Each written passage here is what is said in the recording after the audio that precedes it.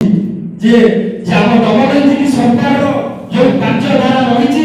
ଯେ ଆମ ମୁଖ୍ୟମନ୍ତ୍ରୀଙ୍କର ଯୋଉ ସରକାରଙ୍କ ସହାୟତା ରହିଛି ଯୋଉ ଶ୍ରମିକ ମାନଙ୍କର ସ୍ୱାଭିମାନ ରହିଛି ତା ଦିଗରେ ଲଢ଼େଇ କରିବା ପାଇଁ ଆଜି ସେବକ ଭାବେ ମୁଁ ଏତିକି କୃତଜ୍ଞ ଅନୁଭବ କରୁଛି ଯେ ଆମ ଦେଶର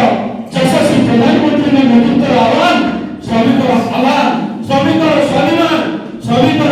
ସମ୍ମାନ ଶ୍ରମିକର ନ୍ୟାୟ ଏ ଦିଗରେ ଆଜି ଏ ଦେଶ ଅଗ୍ରଣୀ ହଉ ଏ ରାଜ୍ୟ ଆଜି ଅଗ୍ରଣୀ ହଉ ଏ ରାଜ୍ୟ ବିକାଶ ଧାରା ଆଗେଇ ଚାଲୁ ଏ ଆପଣଙ୍କ ମାନଙ୍କ ପାଖରେ ମୋର ଏତିକି କୃତଜ୍ଞ ନିବେଦନ ଆଜି ଯୁବପିଢ଼ି ଏ ଆଜି ସାଂଗଠନିକ କାର୍ଯ୍ୟରେ ଯୋଗ ଦେଇଛନ୍ତି ମୁଁ ଆପଣମାନଙ୍କୁ ମୁଁ ସେବା ମାଧ୍ୟମରେ ଏତିକି କୃତଜ୍ଞ ଅନୁଭବ କରୁଛି ଯେ ଭାଇମାନେ ଆପଣଙ୍କର ଆହ୍ୱାନ ନିଶ୍ଚିତ ରହିବା ଦରକାର କାହିଁକି ନା ଆମ ବାରିକର କମ୍ପାନୀ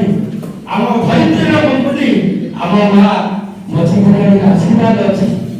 ସବୁ ସୁରକ୍ଷିତ କାହିଁକି ଏ ପବିତ୍ର ମାର ଶକ୍ତିପୀଠ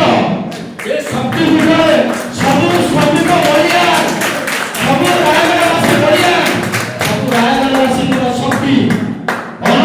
ନା ଆଜି ଆମେ ଏହି ଶ୍ରମିକ ରୂପରେ ଆମେ ଆଜି ଆମ ରାଜ୍ୟକୁ ଅଗ୍ରଣୀ ରୂପରେ ଦେଖିବାକୁ ଚାହୁଁଛେ ଇଏ ଆମର କଣ ଗର୍ବ ନୁହେଁ କି